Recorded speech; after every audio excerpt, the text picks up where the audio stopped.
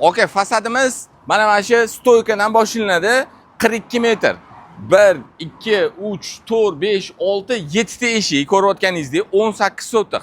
Alohida turgan bino. Oldi tarafi 3 qavat. Podvol birinchi va ikkinchi qavatlarimizda 1563 kvadrat. Aka, ishlab chiqarishi bo'ladimi, showroom bo'ladimi? Idealli joy. Yo'lli yuzi Ibn Sino.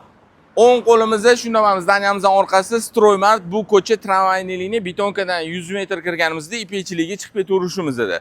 Oldi tarafi ko'rayotganingizdek mana shunaqa territoriya qilib qo'yilgan. Siz ertaga bu joyni xarid qilganingizdan keyin bemalol parkovka qilib qo'ysangiz bo'ladi. Bu yoq tarafda mana mashina kirish uchun sharoitlarimizni qoldirib ketilgan. Novostroyka Ibn Sinodagi tramvayni liniya bo'lardi oldin. Bivshi o'sha yo'lli yuzda joylashgan. Zo'r taraficha oka betonkadan 100 metr kirganingizda ichkarini bitta ko'rsatib o'taman, o'zingiz planirovkani bitta ko'rib chiqasiz. Birinchi qavatimiz kabinetli sistema qilib qo'yilgan.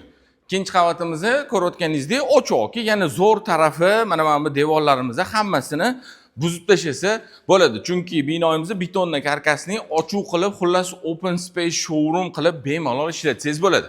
Devorlar orqasi mana shu forchka qilingan joy. Bizani hovli u yoq tarafga ham bemalol oyna ochib qo'ysangiz bo'ladi va bu oynalarimiz bo'lsa panoramli shundoq yo'lli yuzi tarafga qaragan. Ko'rayotganingizdek, yo'lli yuzi bizani keyin binoyimizning oldidagi joyi ham bemalol katta parkovka qilib qo'ysangiz bo'ladi. Orqasida ham ko'cha bor dedim-ku, aka, mana darvoza ochib qo'yilgan. Mana Stroymartni shundoq stankasiga chiqadi. Masalan, bu yerda ikkiga bo'lib turib ham qanaqadir ishxona qilib olsangiz bo'ladi. Xo'p, etek qismimizdagi binoga keladigan bo'lsak, 1404 kvadrat, podvol birinchi va ikkinchi qavat.